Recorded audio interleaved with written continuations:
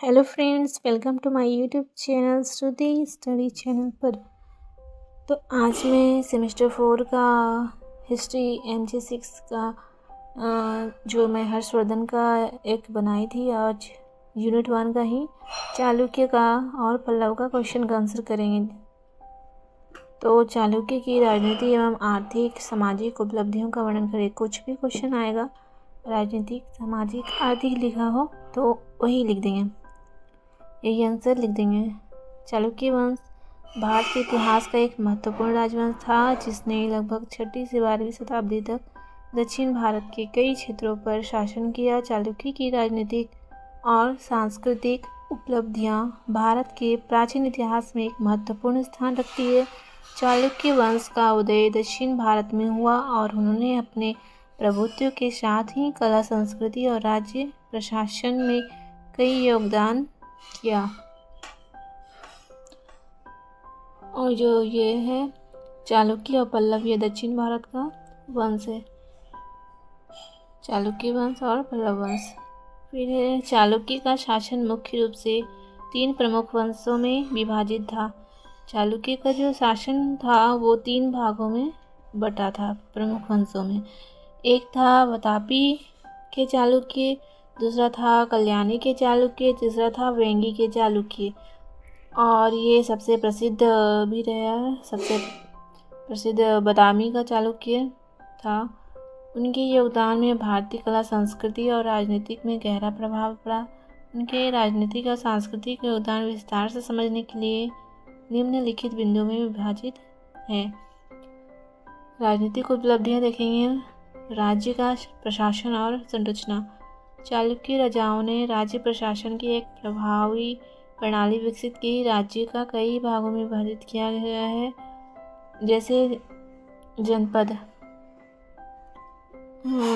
जिला, नगर, ग्राम, ताकि शासन चलाने में आसानी हो सके। साम्राज्य का विस्तार। चालुक्य वंश ने अपने शासनकाल में दक्षिण भारत के प्रमुख हिस्सों पर अपना वर्चस्व स्थापित किया।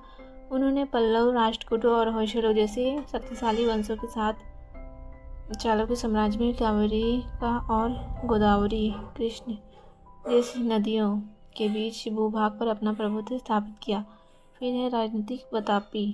चालुक्यों में बादामी को अपनी राजधानी बनाने के बाद इसे कला, संस्कृति और व्यापार का केंद्र बना दिया। वातापी के चालुक्य शासकों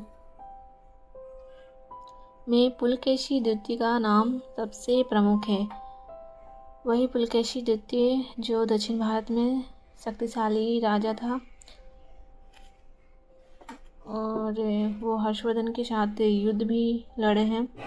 फिर उत्तर और दक्षिण चालुक्य। बादामी के चालुक्य के पतन के बाद वंश 2 शाखाओं में विभाजित हो गया, उत्तर चालुक्य और दक्षिण चालुक्य। उत्तर में कल्याणी के चालुक्य था और दक्षिण में वेंगी के चालुक्य।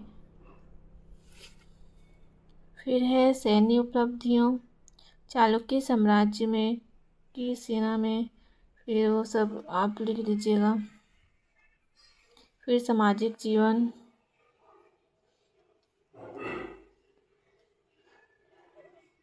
वो सब आप लिख लीजिएगा। फिर आप निष्कर्ष लिख दीजिएगा। उपयुक्त लिखे गए वाक्यों से यह पूर्णतः स्पष्ट होता है कि दक्षिण भारत में चालुक्य वंश का क्या महत्व था, उस समय स्त्रियों की दशा कैसी थी। इतना बस आप लिख दीजिएगा निष्कर्ष में। फिर दूसरे क्वेश्चन पे चलते हैं, वो पल्लव का राजनीति, समाज और अर्थव्यवस्था पर। उसका परिचय लिखिएगा। पल्लव वंश दक्षिण भारत में एक प्रभावशाली राजवंश था। 4वीं से 9वीं शताब्दी के बीच तमिलनाडु और उसके आसपास के क्षेत्रों में शासन किया। उनकी प्रमुख राजधानी कांचीपुरम थी।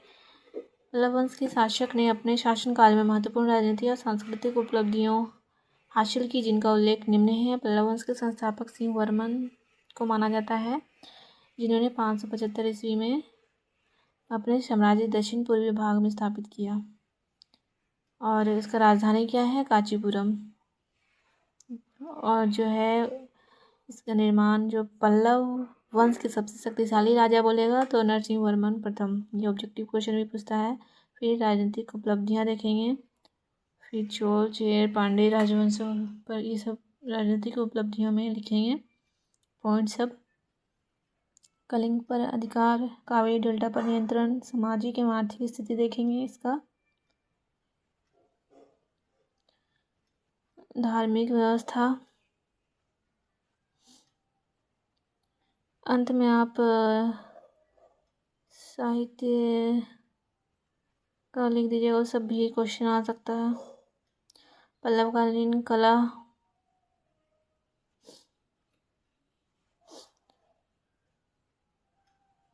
महेंद्र वर्मन शैली, ये अगर पूछता है तो इसको भी लिख सकते हैं अगर मिला जुला के क्वेश्चन आए तो। ये तो आप राजनीतिक सामाजिक आर्थिक लिख दीजिएगा, उसमें कुछ ये वाला पॉइंट सब लिख दीजिएगा जिससे लंबा हो जाए आंसर।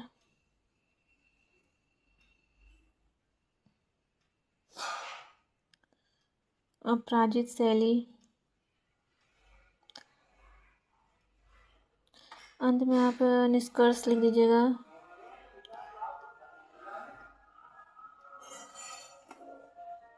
मंदिर कला के विकास में पल्लव काल की। दूसरे वीडियो में मिलते हैं।